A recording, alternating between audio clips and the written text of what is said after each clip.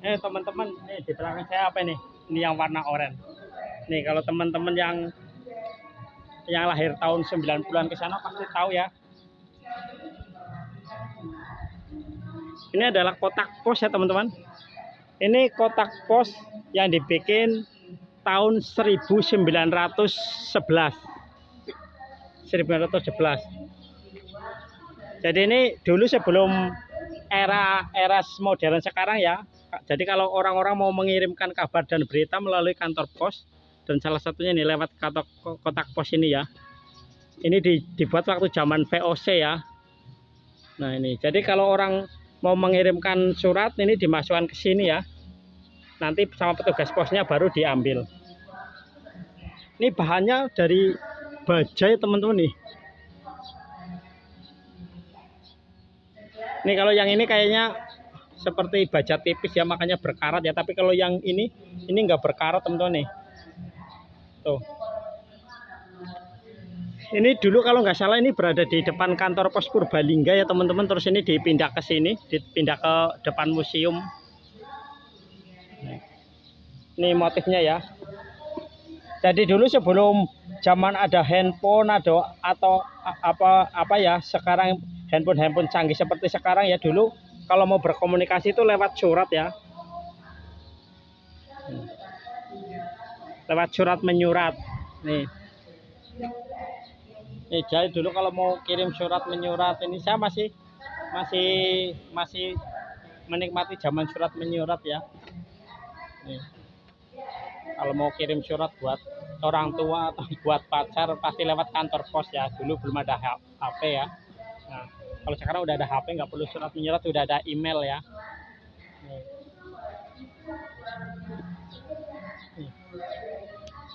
Ini kalau untuk kotak pos ini nggak di setiap tempat ada ya, biasanya hanya di kantor pos besar dulu ya. Tapi perkembangan kesini akhirnya kotak pos banyak ada di mana-mana ya.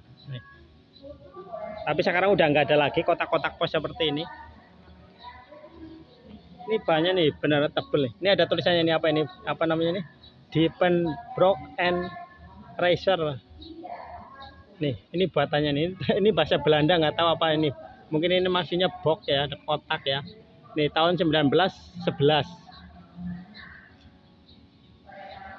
Bahkan belum zaman tanam paksa di Purbalingga belum ya, karena tanam paksa masuk tahun 1930, ini 1911. Karena pada tahun awal 1900-an itu di Purbalingga itu termasuk kota industri ya, banyak industri perkebunan seperti kopi dan tembakau ya.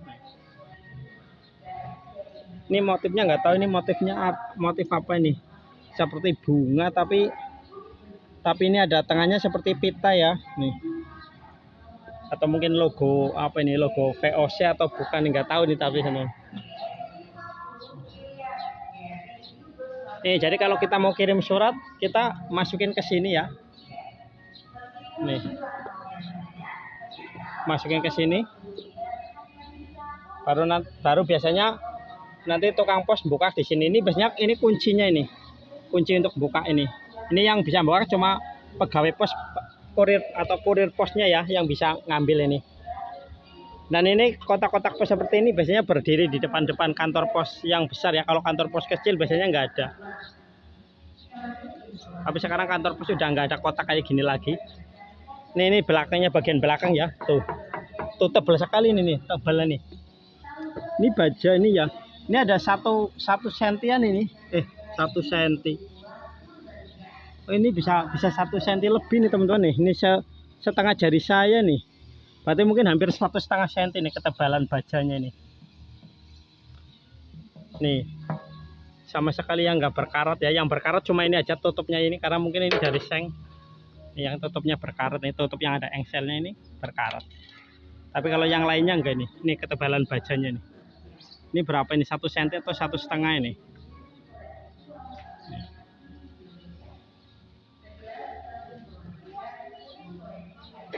Karena kalau yang kotak pos ini sekarang termasuknya apa? Termasuk barang langka ya teman-teman. Ini ada tulisannya Driven Bus. Ini bahasa Belanda ya. Kalau teman-teman bisa mengartikan Driven Bus. Nih.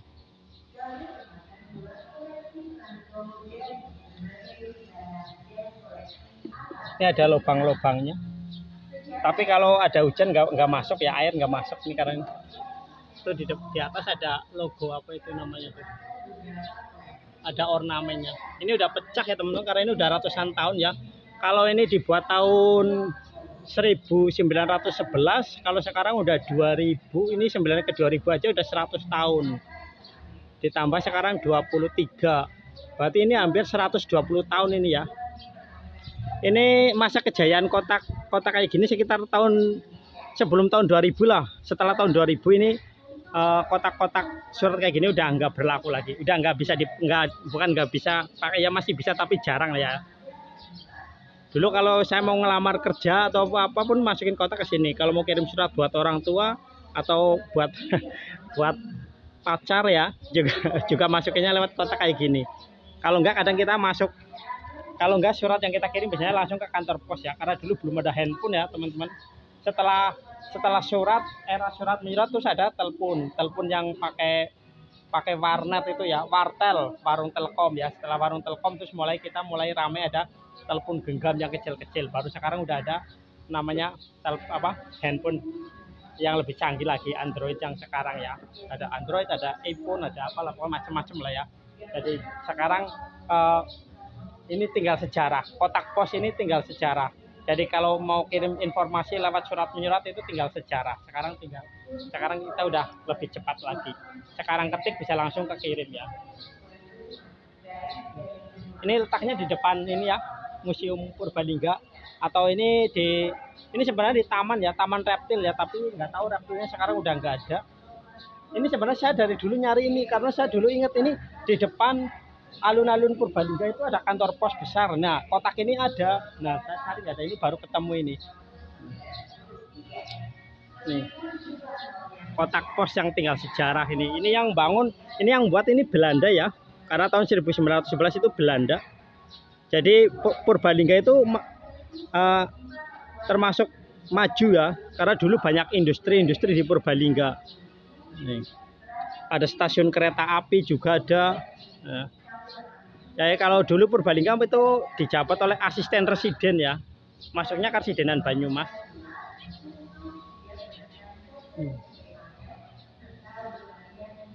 Jadi karena dulu itu awal tahun 1900 dan juga 1800-an Purbalingga termasuk kota dengan ekonomi yang pesat karena banyak di ya, ada industri tembakau, kopi, nira di Bobotsari itu banyak, makanya mungkin ada kantor pos besar ya di sini karena dulu nggak setiap daerah ada kantor pos ya pada zaman era waktu itu lah ya. Dan di Purbalingga termasuk